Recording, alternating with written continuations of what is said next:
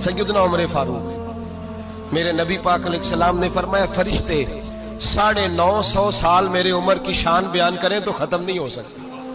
اتنا بڑا شخص عمر فاروق، اتنا بڑا آدمی۔ ایک دن اعلان کیا عمر فاروق نے، لوگوں مسجد میں آؤ، بات کرنی ہے۔ امیر المومنین کا پیغام ہے، سارے مسجد میں آ جائے۔ کھچا کھچ مسجد نبوی صحابہ سے بھر گئی، اور ایسا جب اعلان ہوتا تھا تو صحابہ دوڑ کے آتے تھے، شاید کو جنگ ہے،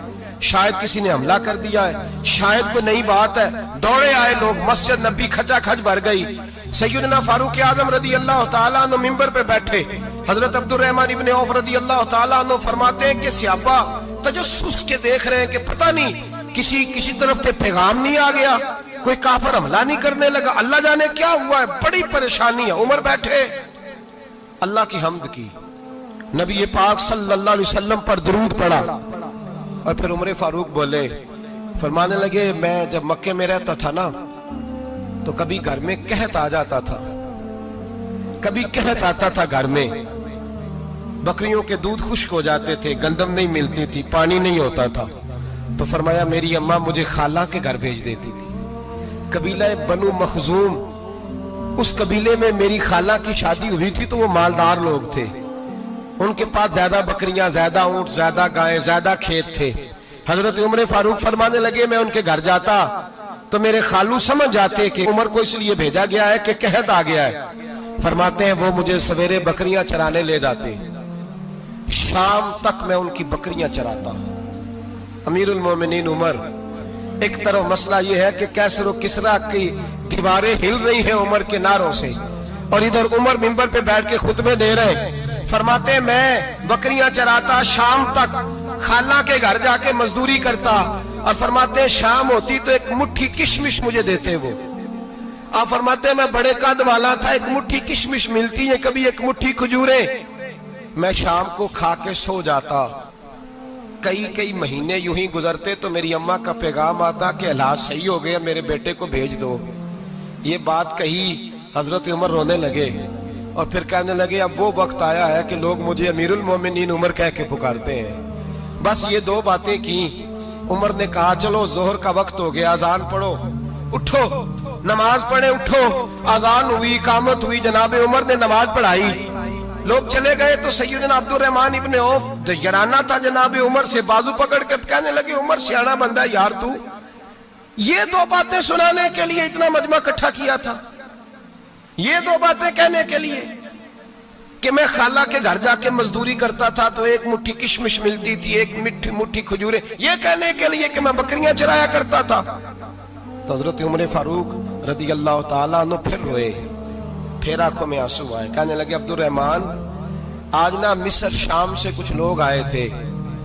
اور وہ بتا رہے تھے کہ عمر تیرا ڈنکا وہاں بھی بڑا بجتا ہے،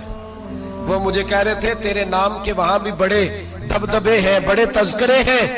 تو میرا نفس مجھے کہہ رہا تھا عمر دیکھا تو یہاں بیٹھا ہے اور وہاں تیرے نام کا شور ہو رہا ہے،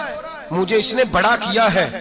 تو میں نے آج مصطفیٰ کے سارے غلام اکٹھے کر کے اپنی اوقات بتا دی ہے، میں نے اپنی اوقات بتائی ہے کہ میں کچھ نہیں،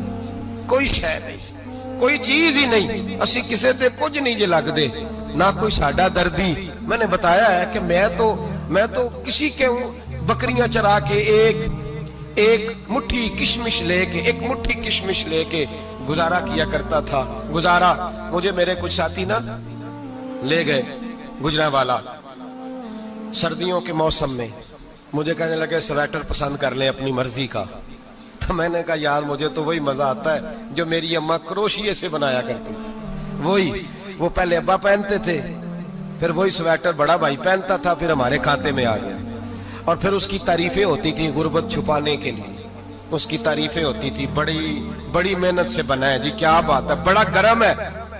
تو اب چھوٹے بھائی کو دے دیا جائے۔ ہم نے کہا وہی زمانہ دیکھا ہے، وہی رنگ دیکھا ہوا ہے، اور اس پر فخر ہے۔ اب تو لوگ جب کچھ ہو جاتا ہے نا، 2-4 لوگ جاننے لگتے ہیں تو لوگ فٹافٹ دعویٰ کر دیتے ہیں خاندانی رئیس اعظم ہوں، بڑی بات ہے، ایسی کوئی بات نہیں، جس کو اپنا آپ یاد رہتا ہے اسے خدا بھی یاد رہتا ہے،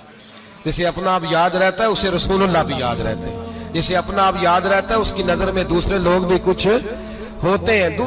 کچھ ہوتے ہیں۔ میں عمرے کے لیے حج کے لیے جاتا رہتا ہوں، رب مجھے اپنے فضل سے بلا لیتا ہے. تو میں ایئرپورٹ سے نیچے اترا تو ایک صاحب میرے جاننے والے تھے, دوڑ کے آئے اور مجھے کہنے لگے کیا بات ہے, سنا ہے اس دفعہ آپ سعودی ایئر لائن سے آئے, سیدھا مدینہ شریف آئے, کیا بات ہے آپ کی؟ اور میں نے کہا صاحب چھوڑ دیں, میں بھی جب پہلی دفعہ آیا تھا تو میں بھی بڑا گور گور کے ایئرپورٹ دیکھتا تھا, میں نے کبھی دیکھا جو نہیں تھا, میں بڑا گور گور کے دیکھتا تھا, کوئی ایسی بات نہیں ہے, یہ نظام قدرت ہے, بادشاہ کے فیصلے ہیں, وہ جب چاہتا ہے جس طرح کے چاہتا ہے فیصلے فرما لیتا ہے, تو یہ اس کے فیصلوں کی بات ہے. ہم لوگ نا جس حیثیت پہ ہوتے ہیں وہیں رہ جاتے ہیں, پچھلی بات بھول جاتے ہیں, اس لیے ہم چاہتے ہیں جو بھی ہمیں ملے جھک کے ملے, جو بھی آئے, اور یہ میرا آپ کا سب کا مشترکہ معاملہ ہے. میرے نبی پاک صلی اللہ تعالی علیہ وسلم نے صحابہ سے پوچھا تمہیں بتاؤں جنت کے بادشاہ کون ہوں گے؟ جنت کے عام لوگ نہیں, جنت کے, بولیے گا ذرا, جنت کے اللہ بادشاہ. جنت میں تو جانا بڑی بات ہے, اور حضور جنت کا بھی بادشاہ. ابن ماجہ میں لفظ ہے, تمہیں پتہ ہے جنت کے بادشاہ کون ہوں گے؟ تو میرے مصطفیٰ کریم صلی اللہ تعالی علیہ وسلم کے غلاموں نے کہا حضور ہمیں نہیں پتا. تو حضور نے فرمایا جنت کے بادشاہ وہ لوگ ہوں گے جنہیں دنیا میں کوئی بھی نہیں جانتا تھا, جن کے کپڑے سادے ہوتے تھے, جو غریب لوگ ہوتے, جو سفارش کرتے تھے تو ان کی قبول کوئی نہیں کرتا تھا, جو کسی کے ساتھ جاتے تھے تو ان کو مانتا کوئی نہیں تھا, وہ جنت کے بادشاہ ہوں گے, بادشاہ. اور فرمایا قیامت کے دن جب لوگ انہیں دیکھیں گے تو ان پر فخر کریں گے, رشک کریں گے, کہیں گے کیا بات ہے تمہاری, یہاں تو شوق ہی بڑا ہے.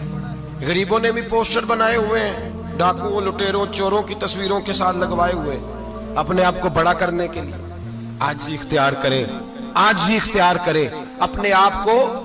کو مٹانے کی کوشش کریں. رب کریم کے بندے آگے بڑھ بڑھ کے اپنا آپ دکھاتے نہیں, بڑا شوق ہے, پہلے فوٹو کھچا لو, باقی باتیں بعد میں ہوگی, پہلے ویڈیو بنا لو,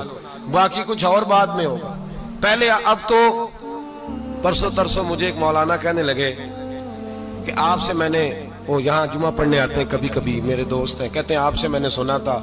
کہ اگر کوئی, اس نبی پاک کا فرمان ہے, اگر کوئی نذرانہ دے تو اس کو لے لو, اگر کوئی تحفہ دے تو اس کو, حضور نے فرمایا لے لو اگر تمہیں کو دیتا ہے, اپنی مرضی سے, مانگنا منع ہے, کو دے دے تو لے لو, ورنہ ایک وقت آئے گا تم مانگو گے تمہیں ملے گا نہیں, جب کو دے دے تو لے لو. کہنے لگے آپ نے کہا تھا کو دے دے, تو اس وقت سے میں, کوئی سوٹ دیتا ہے مجھے میری مسجد کا نمازی تو میں لے لیتا ہوں, کوئی مجھے کوئی اور شے دیتا ہے تو میں آپ سے سن کے, تو اگر میری مسجد کا نمازی سوٹ پکڑاتے ساتھ فوٹو بھی کھینچے تو پھر میرے لیے کیا حکم ہے, وہ خوشبو کی ڈبی دیتے ہوئے ساتھ فوٹو بھی کھینچے, پھر میرے لیے کیا حکم ہے. کہنے لگے رمضان میں یہ حال ہوا ہے کہ لوگ کپڑے دے رہے تھے اور فوٹو کھینچ رہے تھے, کیا چکر ہے,